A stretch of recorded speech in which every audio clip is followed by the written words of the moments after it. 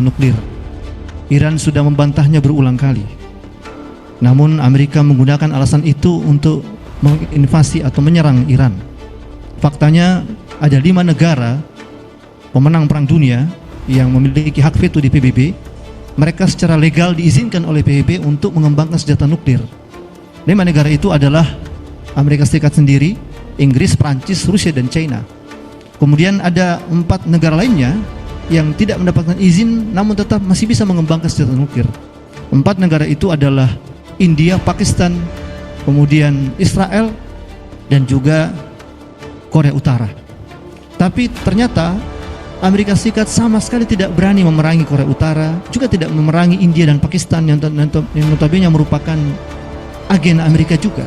Ini menunjukkan bahwa sesungguhnya alasan Amerika Serikat itu hanya alasan kebohongan yang dibuat-buat, sebagaimana ketika dulu Amerika menginvasi Irak dengan tuduhan bahwa Irak membuat senjata pemusnah massal. Kemudian PBB membentuk tim independen yang diketuai oleh Hans Biggs, dan Hans Biggs setelah melakukan investigasi menemukan tidak ada senjata pemusnah massal di Irak sama sekali.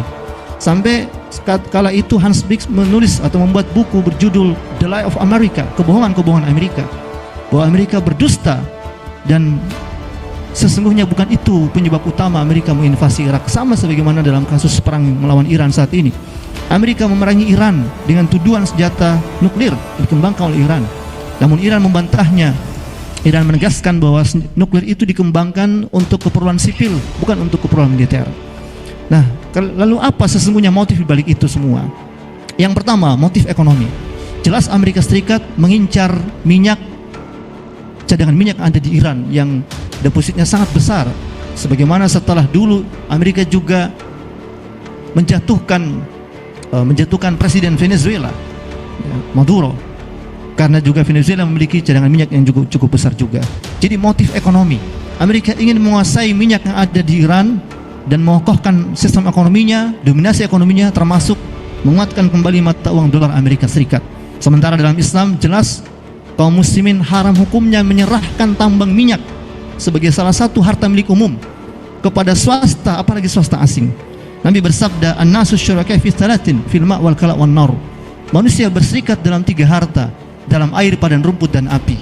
Berdasar hadis ini, Imam Ibnu Qudamah dalam kitabnya Al-Mughni beliau menjelaskan, jumhur ulama sepakat bahwa dalam Islam seluruh sumber daya alam termasuk tambang minyak haram hukumnya diserahkan kepada swasta, apalagi swasta asing. Seharusnya tambang minyak itu dikelola oleh negara sebagai pihak yang diberi amanah oleh rakyat, mewakili rakyat, dan hasilnya untuk kesejahteraan masyarakat. Karena itulah dominasi atau cengkraman kapitalisme, ekonomi kapitalisme Amerika ini yang ingin dikokohkan dengan memerangi Iran, menguasai minyaknya. Kemudian yang kedua, selain motif ekonomi juga tentu motif politik. Amerika sadar betul Iran yang sekarang di bawah kepemimpinan Mujtaba Khomeini yang sebelumnya dipimpin oleh bapaknya Imam Khomeini itu sesungguhnya tidak loyal pada Amerika Serikat. Dulu sebelum rezimnya atau kepemimpinannya Imam Khomeini, Iran dikenal merupakan salah satu boneka Amerika Serikat, Reza Pahlavi presidennya. Tapi setelah peristiwa revolusi Iran, kemudian Iran menyatakan tidak mau tunduk pada Amerika Serikat, meskipun Iran tetap menjalankan sistem demokrasi. Ingat bahwa Iran menerapkan sistem Republik Islam, mereka menyebut namanya sebagai Republik Islam Iran. Tapi pemimpin-pemimpinnya tidak mau tunduk pada Amerika Serikat, meskipun pada faktanya Iran dekat dengan Rusia dan Cina yang notabene merupakan negara-negara bekas penguasa komunisme, bekas negara yang dulu berideologi komunisme. Jadi Iran tidak mau tunduk pada Amerika Serikat, tetapi Iran dekat dengan Cina dan Rusia. Dalam Islam jelas ini aktivitas yang juga diharamkan dalam Islam. Seorang muslim wajib memiliki akidah al-wala' wal bara'. Al-wala'nya, loyalitasnya hanya kepada orang mukmin, hanya kepada Allah dan Rasulnya. Al-bara'nya, dan sebaliknya mereka harus meninggalkan, berlepas diri dan tidak boleh loyal kepada orang-orang kafir. Allah menegaskan dalam firman-Nya, "Wa la yattakhidul kafirun awliya." Janganlah kalian menjadikan orang kafir sebagai aulia, sebagai penolong kalian, min dunil mu'minin. Dia meninggalkan orang-orang mukmin. Sebaliknya Allah memerintahkan kita untuk menyerahkan wala kita, loyalitas kita hanya kepada Allah, Rasulnya, dan orang mukmin, bukan kepada orang-orang kafir. Allah memastikan, "Wa may yatawallallaha wa rasulahu walladzina amanu fa inna hizballahi humul ghalibun." Barang siapa yang menjadikan Allah dan Rasulnya dan orang-orang mukmin sebagai aulia mereka, penolong mereka, kata Allah, sesungguhnya Hizbullah, partai Allah, kelompok Allah yang pasti akan dimenangkan oleh Allah Subhanahu wa taala. Jadi pemimpin manapun di dunia ini tidak boleh tunduk pada Amerika, juga tidak boleh tunduk pada Rusia, tapi harus tunduk hanya kepada Allah Subhanahu wa taala. Seorang pemimpin harus berkhidmat hanya untuk orang mukmin.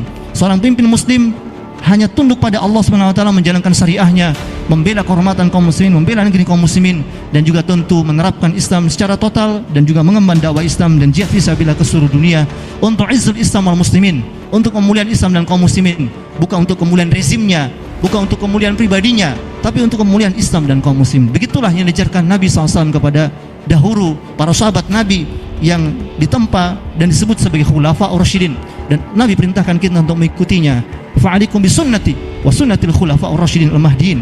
Ikutilah oleh kalian sunnahku dan sunnah para khalifah yang lurus yang telah mendapatkan petunjuk khulafa ar-rasyidin.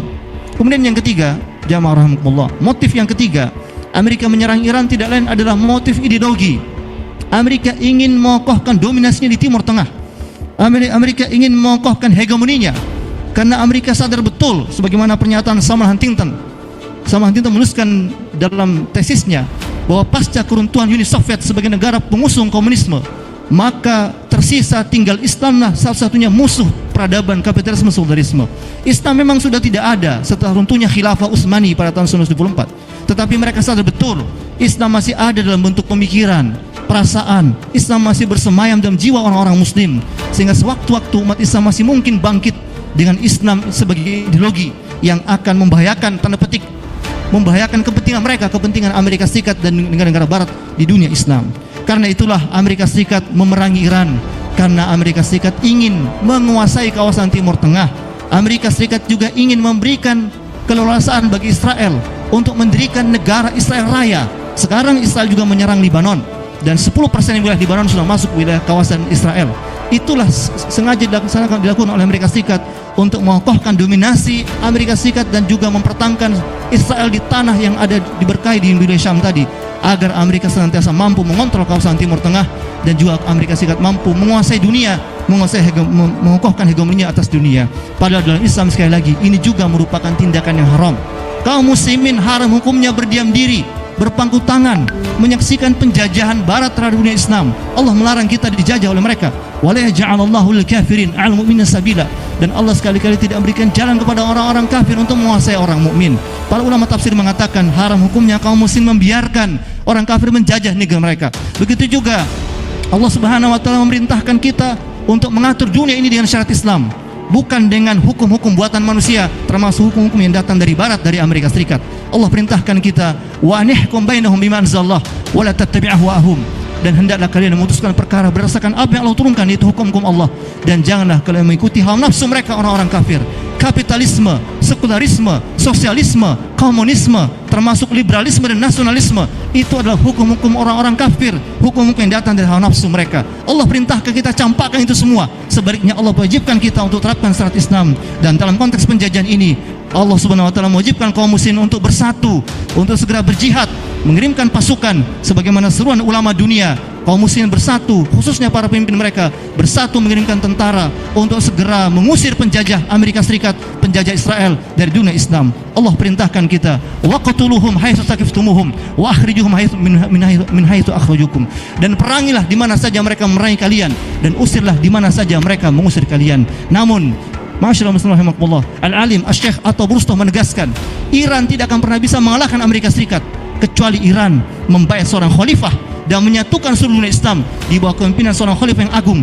Saat itulah insyaallah dunia akan dikuasai oleh Islam, dan dunia akan betul-betul merasakan rahmatnya Islam sebagaimana janji Allah Subhanahu wa taala, wa ma arsalnaka illa rahmatan alamin, dan tidaklah kami mengutusnya Muhammad SAW kecuali sebagai rahmat bagi seluruh alam semesta. Karena itulah satu-satunya yang bisa menghentikan, bahkan mengakhiri penjajahan dan dominasi Amerika Serikat atas dunia tidak lain adalah sistem Islam, yakni kembalinya tegaknya syariat Islam di bawah naungan khilafah Islamiyah ala minhajin nubuwah. Takbir. Assalamualaikum warahmatullahi wabarakatuh.